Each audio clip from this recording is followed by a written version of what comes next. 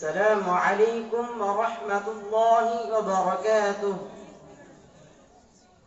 إن الحمد لله نحمده ونستعينه ونستغفره ونعوذ بالله من شرور أنفسنا ومن سيئات أعمالنا.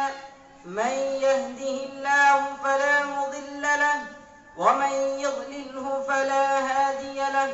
ونشهد أن لا إله إلا الله وحده لا شريك له ونشهد أن محمدا عبده ورسوله. أعوذ بالله من الشيطان الرجيم. بسم الله الرحمن الرحيم.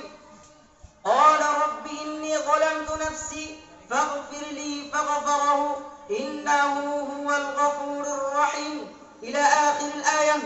الحمد لله. সমস্ত প্রশংসা সমস্ত তারিফ সেই মহান রব্বুল আলামিনের দরবারে, যে মহান রব্বুল আলামিন আমাকে কিছু কথা বলার এবং আপনাদের কিছু কথা শোনার তৌফিক দান করেছেন। সেই মহান রব্বুল আলামিনের দরবারে লাখো কোটি শুকরিয়া জ্ঞাপন করি।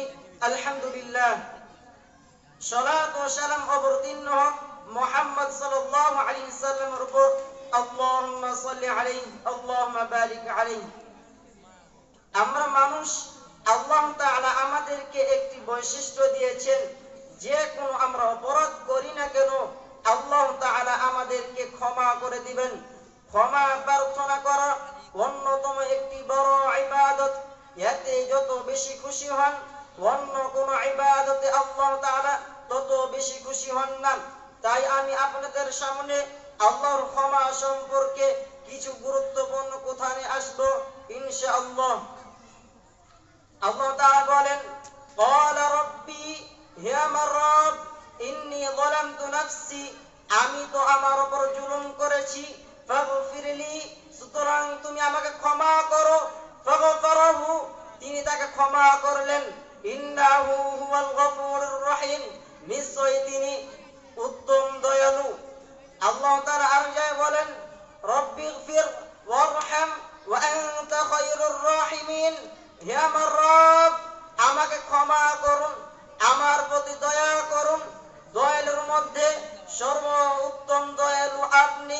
আল্লাহ রাসূল বলেন, আন আয়েশ রাদিয়াল্লাহু قال قال الرسول صلى الله عليه وسلم كل بني آدم خطاء وخير الخطائين التوابون।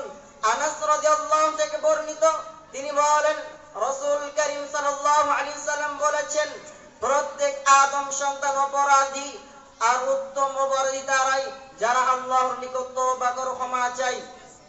সম্মানিত উপস্থিতি, অত্র হাদিস দ্বারা বোঝা যায় যে আদম থেকে যত মানুষ এসেছে প্রত্যেক মানুষ অপরাধী, আর উত্তম অপরাধী তারাই যারা আল্লাহর নিকট তওবা করে ক্ষমা চাইবে।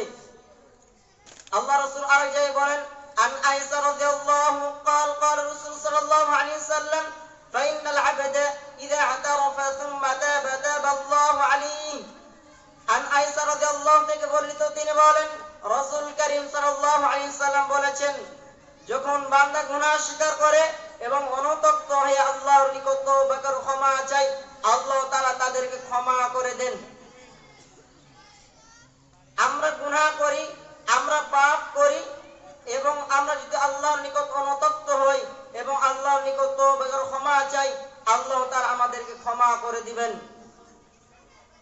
আল্লাহ তাআলা ডাক দিয়ে বলেন, وقال ربكم ادعوني استجب لكم إن الذين يستكبرون عن عبادتي سيدخلون جهنم داخلين। হে আমার বান্দারা, তোমরা আমাকে ডাকো, আমি তোমাদের ডাকে সাড়া দিব। আর যদি তোমরা না ডাকো, ইন্নাল্লাযীনা ইস্তাকবিরুনা আন ইবাদাতি সায়াদখুলুনা জাহান্নাম দাখিলিন, নিশ্চয়ই যারা আমার এই ইবাদত থেকে বিমুখ হয়ে যায়, নিশ্চয়ই যারা আমার এই ইবাদত থেকে ফিরে যায়, তাদেরকে আমি লাঞ্ছিতভাবে জাহান্নামে দিব। আলহামদুলিল্লাহ। আল্লাহর দিকে আমরা ফিরে আসি, তওবা করি। আল্লাহ তাআলা আমাদেরকে যেন তওবা করার তৌফিক দান করেন, আমিন। এ বলে আমার বক্তব্য শেষ করছি। ওয়া আখিরু দাওয়ানা আলহামদুলিল্লাহি রাব্বিল আলামিন।